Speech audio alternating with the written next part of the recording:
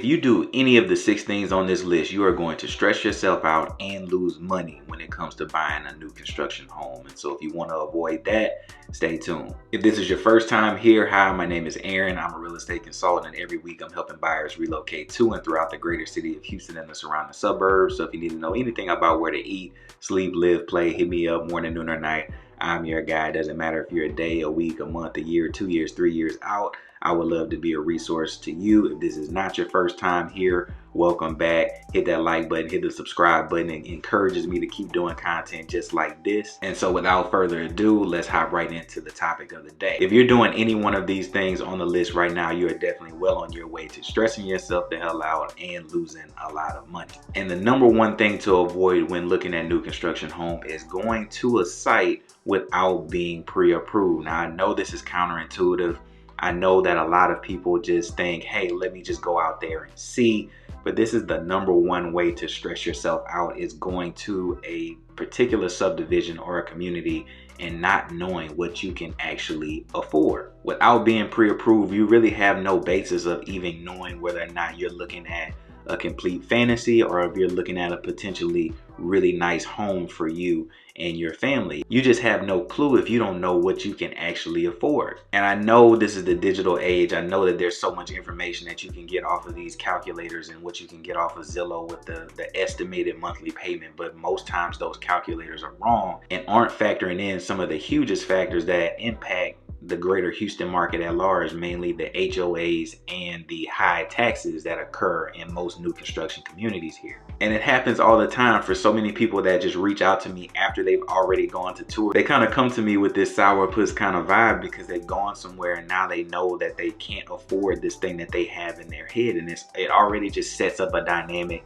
that is going to stress you out. When we actually are looking at options that are really great for you, that fit your budget, you're going to be comparing it to this thing that was way out of your league in the first place. And it can just set up this dynamic of, okay, I'm not ready, or I need to stop, I need to save, I need to press pause, when there can be a really perfect option out there for you had you just waited and gotten pre-approved before you went to go look at communities. So number one thing, never go look at a home, never go look at a new construction community without knowing where you stand financially. The second thing when you're looking at new construction homes is exploring actual finance options. Sometimes one of the best financing options available is to actually go with the builder's preferred lenders or one of the builder's preferred lenders, but not every time is that the best option financially for you. So just taking that preferred lender's word and assuming that they are going to give you the best terms and the best deal is a surefire way to make sure that you lose money and leave money on the table, because just because they're offering it to you doesn't mean that is the best deal. And I see it all the time. Just because they are the preferred lender for the builder doesn't mean that they should be the preferred lender for you.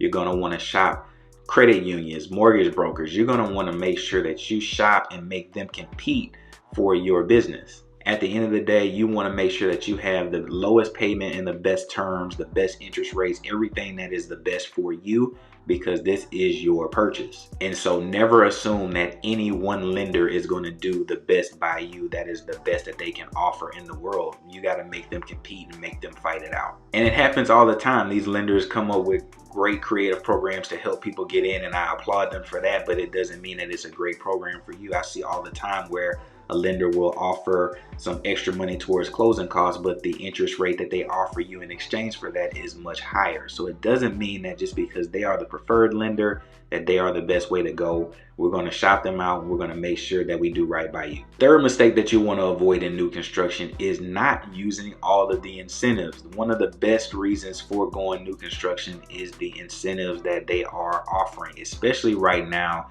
as the market is shifting to being more buyer friendly. There's so much money they're giving towards closing costs. There's so much money that they're doing for paying down interest rates. There's so much money that they're offering for upgrades of a house. If you leave any of that money on the table, you are basically just setting that money on fire. I got an email from a builder yesterday that they are offering $40,000 in incentives, and that could be used towards a combination of interest buy down, upgrades, as well as closing costs. And so if you're not using every cent of that money, you're just leaving money on the table. And there is a wrong way to use those incentives, right? Not every situation fits for every person, but I would definitely argue that getting your structural upgrades and getting your closing costs paid for would make more sense than reducing the price. But whatever your case is, make sure you don't leave a single dime on the table. Don't give any of that money back, because at the end of the day, if you don't use it, you lose it. So make sure that you're using all of your incentives that they're offering in these new construction communities. The fourth mistake that many new construction buyers get caught with, and they aren't sure, because this is just a little bit different from buying a resale home, and that is that the taxes are much higher normally in new construction, especially in our more premier suburbs. You can get caught with a tax bill that can be over $1,000 a month just because you are buying in a premier, nice new location that needs to have all of the infrastructure out there. And so where I bought a new construction house in the center of the city, kind of in a transitioning neighborhood up in the Independence Heights area, our tax rate is like 2.2, 2.3. And I would say about 90% of our new construction communities right now, the tax rate is well above 3.5%. And so if you have an entry-level price point of around $400,000 and a tax rate that is over 3%, you are going to pay $1,000 a month just for taxes. And this can often blindside a lot of people that aren't familiar with how new construction works here. So no, your $400,000 house in Bridgeland would not cost the same as my $400,000 house in the city, because the tax rates are different. In many cases, you are going to pay way more of a premium to be in a mud district as well as tied to a really great school. So no, the $400,000 that I would pay in the city versus the $400,000 that you would be paying in a brand new community is not going to be the same payment. You're going to be paying several $100s more a month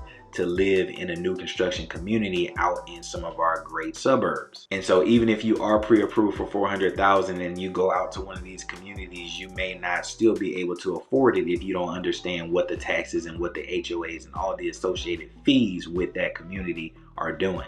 The fifth mistake to avoid when going new construction, and this is probably one of the biggest ones right now with labor shortages and corners being cut at every turn just to maintain and keep the flow of inventory and keep people closing in these houses, you have to get inspections throughout the process. And if you can be building from the ground up and get all of your inspections, your foundation, you can get your framing, you can get your end wall, you can get all of your progress inspections. That's the most important thing when building a house, if you have the opportunity to do it right now. I can't tell you the amount of things that we catch, and I have my clients, and I make sure that my clients use an inspector whenever they're about to close on a new construction house. I can't tell you the amount of things that we catch on these inspections. I can't tell you the amount of furnaces that don't work, the amount of ACs that don't work, the amount of toilets, the amount of showers, the amount of general sinks that just don't work in a house, and they're trying to get you to close as soon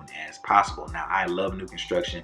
It's my favorite. I don't want to feel like I'm bashing it, but when it comes to being a man-made product, it's one of the last man-made things that we have here in the US, and there are errors that occur with building. I was in construction for over 10 years before I got into real estate, and I built at a very high level, and I can tell you there are things that you do because the real world doesn't match the plans almost 95% of the time, and there's things that you have to do, there's assumptions that you have to make, and at the end of the day, at some point in time, someone kind of just does like a blind eye turn, or they're like, that'll be fine.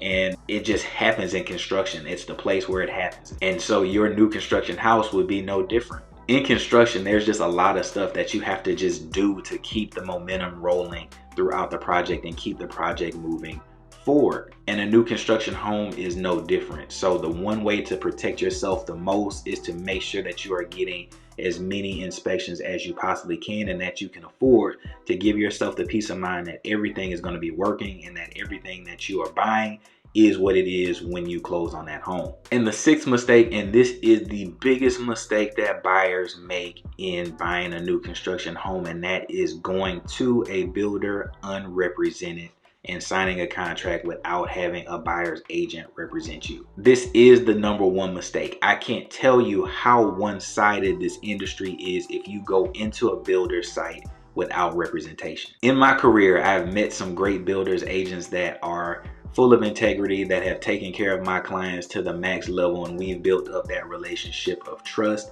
But I would tell you, more times than not, that is not the case when it comes to working directly with the builder's agent. It's one of the worst things that you can do, because the contracts, everything, all the terms are so one-sided if you go into a builder's agreement without representation. Without representation, you are literally banking on the builder, the sales team, everyone on their side of the fence to have the utmost integrity and making sure that they are looking out for your behalf when they don't have an obligation to do so. And just think about it. You show up without representation, you have the builder and the builder's employee. So any issues that arise, you're going to be talking to the builder through the builder's employee. I hope that this is resonating with how bad this can potentially be for you. And so if there are delays, you're going to be trying to yell at the builder, but you're only going to have the builder's employee. And so let me stress you out just a little bit more. Imagine that you use their preferred lender. And so now the home, the sales team, and the lender, all basically employees of the builder,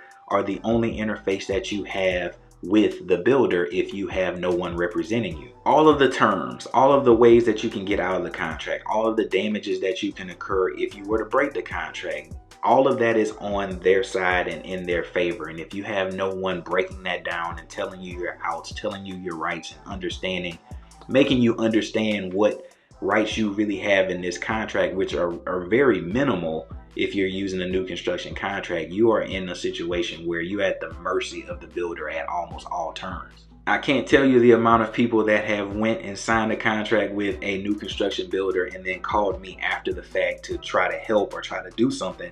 And unfortunately, at that point, there's nothing that I can do. You're just at the risk of potentially backing out and losing your earnest money. But if you have no representation and you have no buffer, you have no one that does this on a daily basis, that works with other people outside of this company that are going to tell you what's real, what's fake, what's a good deal, what's a bad deal. There's no one to help you decipher that. You're literally at the mercy of the builder and the builder's paid employee. So the number one way to make sure that you are going to be stressed out, leave money on the table, or lose money is to go into a new construction deal without representation. Because in that scenario where you have the builder and the builder's employee, they have no obligation to really protect you in this transaction. When you sign that contract and say, I have no one representing me, you are literally at their mercy. And all I can say at that point is good luck. May the odds be ever in your favor at that point. Hopefully the sales team, the project manager, all the superintendents, and the builder, everybody's going to do the best that they can to take care of you. But I can tell you, in the chaotic world of construction,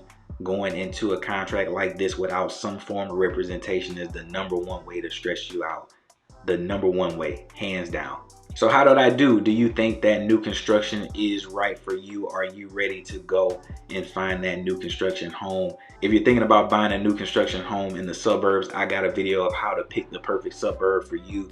YouTube thinks that you should check this video out. So after you check out that one, go ahead and pick that one as well. I look forward to hearing from you, and I hope you have an amazing day.